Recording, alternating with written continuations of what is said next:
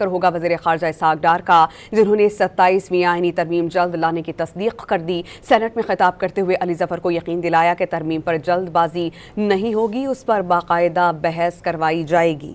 بتایا کہ ابھی صرف بڑی اتحادی جماعت کو اعتماد میں لیا، دیگر اتحادی جماعتوں کو بھی اعتماد میں لیا جائے گا۔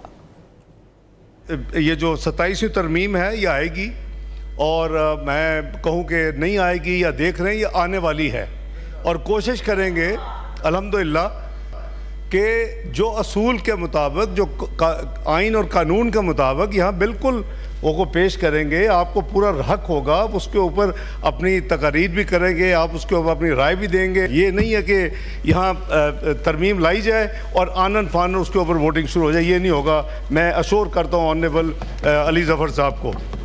اور ابھی ہم نے اپنے جو لارجسٹ لائے ہے اس کے ساتھ بیٹھے ہیں، میرے کم از کم 3 راؤنڈز ہوئے ہیں، لا منسٹر صاحب کے ہوئے ہیں، تو یہ جو پروسیس ہے یہ ہم اپنے دوسرے الائز کو بھی obviously ابھی ہم نے ان کو بھی آن بورڈ کرنا ہے۔